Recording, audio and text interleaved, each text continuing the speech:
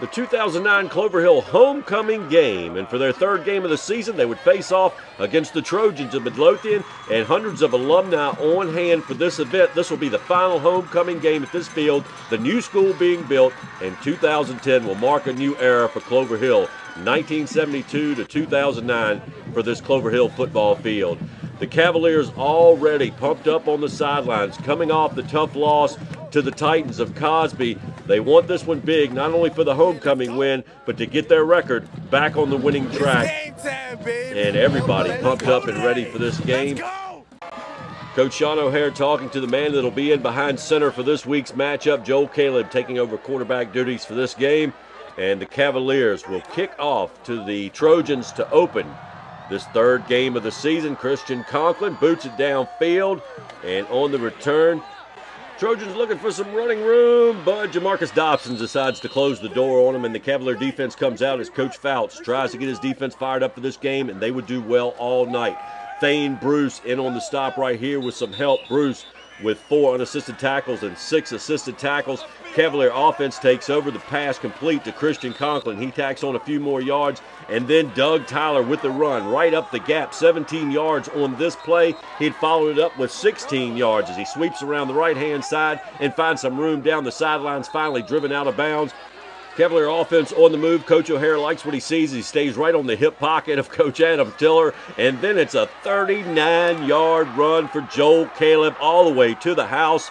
Touchdown, Clover Hill, 6 points on the board early in this game, and Caleb starts to celebrate for the Cavaliers. He'll stay out to help with the 2-point conversion, and there's the lovely Cavalier cheerleaders on the sidelines, keeping the team fired up, the crowd excited, and a big crowd on hand. As I said, many alumni on this, the final homecoming game to be played on this field. And on the 2-point attempt, it's good. Joel Caleb with the keeper, and he puts the Cavaliers up 8-0 early in this game. The band keeping the fans excited as well, doing a good job as always, the Cavalier band.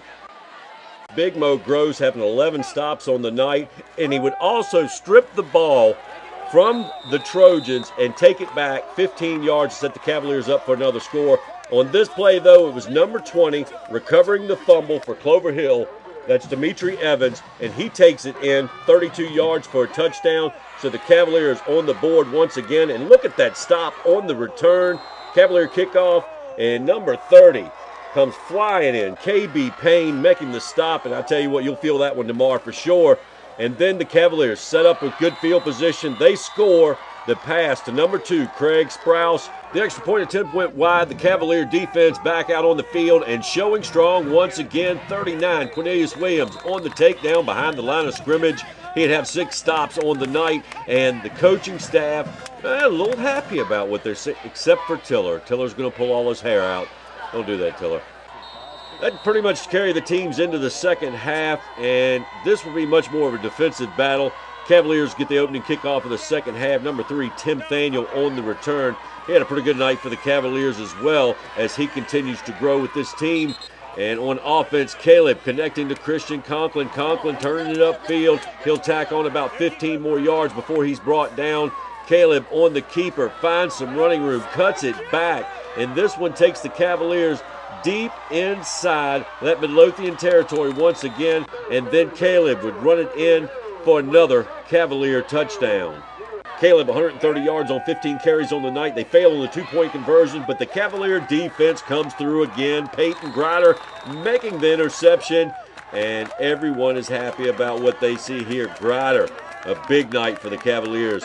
And there's Coach Henry talking to Mo Gross. The fans chanting, "We want Mo, we want Mo." Austin Fry with a carry here, unable to turn the corner. He gets a chance to carry the ball for the Cavaliers.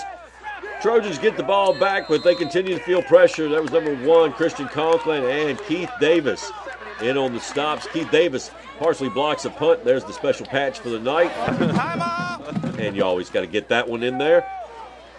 The Trojans finally finding a little ground on their offensive attack. Cavalier defense, well, don't put them away just yet, because they would come back on this drive, and everybody getting in the mood for homecoming as teams call a timeout late in the 4th quarter.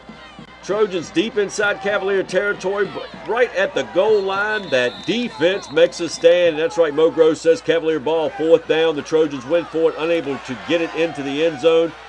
Cavaliers would punt it back to them one more time, and they would actually find some breathing room this time. The punt return, number 5, taking it inside Cavalier territory, and then they'll get down to the goal line. The Cavaliers once again mounting a stand, but the Trojans finally able to punch it into the end zone. They'll tack on the extra point, but it's late in this game, and the score is 26-7. And the Cavaliers celebrate with a homecoming win over the Trojans of Midlothian. They'll take that win with them, 2-1, heading to James River for next week's matchup.